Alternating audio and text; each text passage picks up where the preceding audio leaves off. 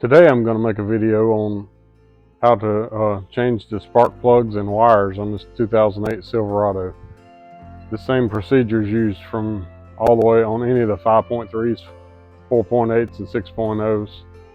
It's from 99 all the way up to, I know after 2014, but it goes probably any of the LT engines or LS engines.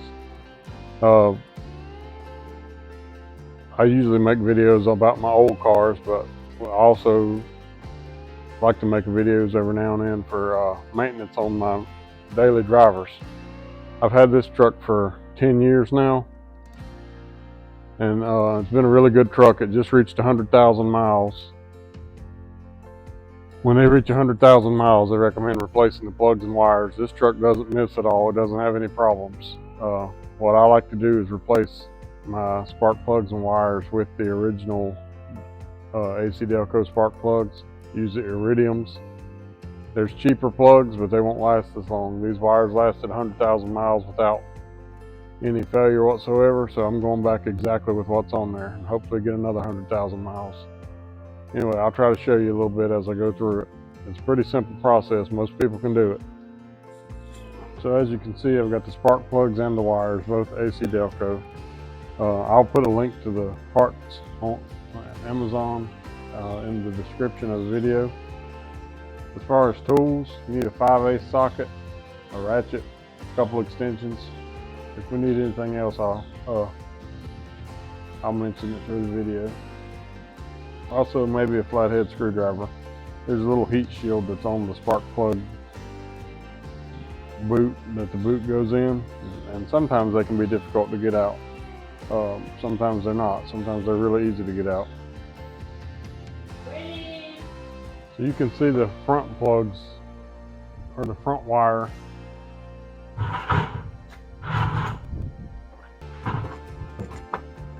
On these engines, the coil is mounted on the valve cover. You can see the coil for each of the cylinders, 4 on each side.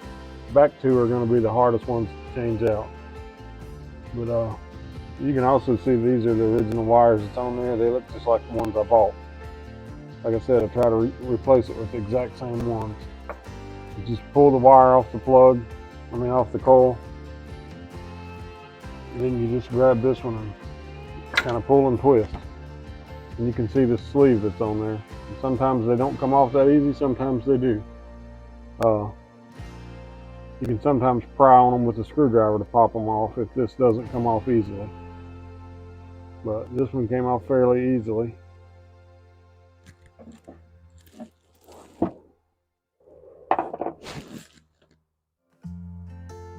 So now the spark plug itself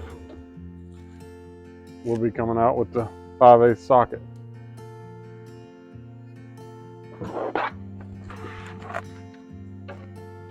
So this front one's fairly easy to get to. I just kind of got to move the,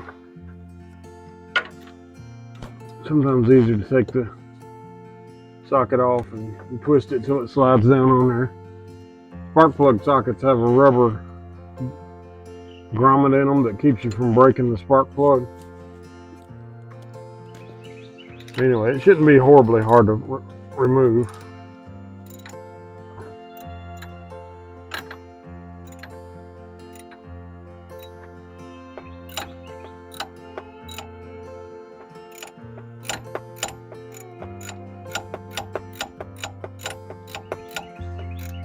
The biggest thing you'll be fighting in here is clearance for using your tools.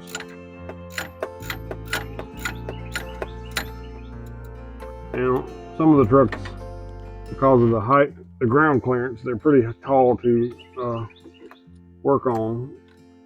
Try to get a stool or something. In some cases, you might even have to climb down in here to work on it. If you're really short and small enough and flexible enough to do it. Of course, you got to be careful not to damage anything when you do that.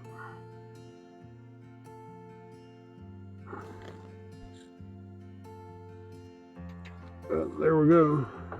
Spark plug's out.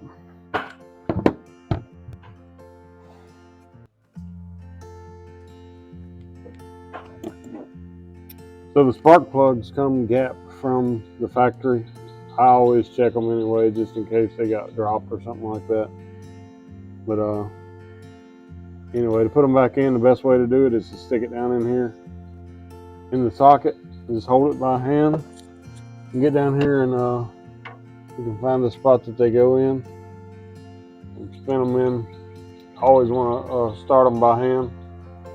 You spin them in until they stop.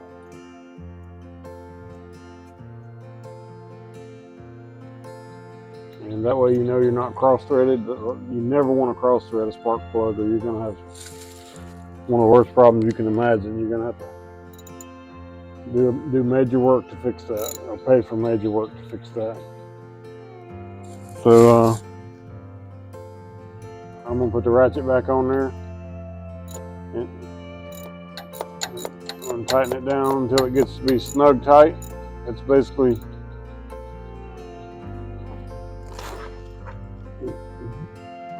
you want it to be tight, but you don't want it to be really tight, or you can strip it out. So it's probably a torque spec. I'll see if I can find that. But I don't usually torque my spark plugs in. You just kind of get a feel for it after you've done a lot of them.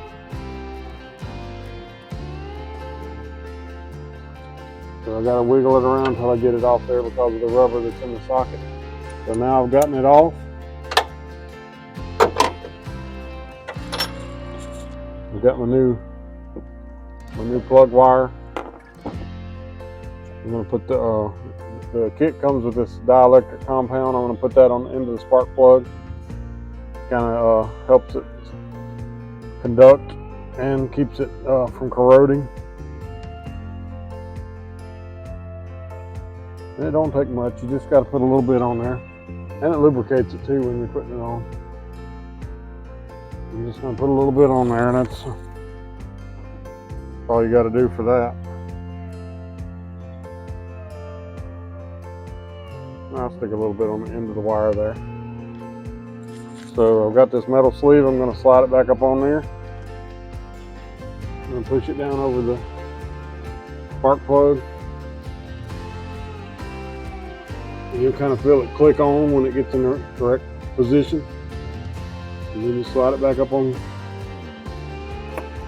You also slide it up onto the coil, and you'll feel it. And you got to make sure the centerpiece goes up in there. And that's basically it. So 7 more times and I'll be done with this job. It didn't really take very long. It took me longer to get my tools together than to do that. And like I said, I'll be repeating it for all 7. I'm not going to show all that on the camera. There's no point of it. They're all identical. So I wanted to get a close-up down here of where the plug is itself. You can see it sticks out from under the exhaust manifold bolt there. Still got some of the grease on it, which we had to put back on it. But you can see why the back ones are a little bit harder to get to. They're just a lot more cramped. And they're pretty much the same on both sides. Both kind of difficult.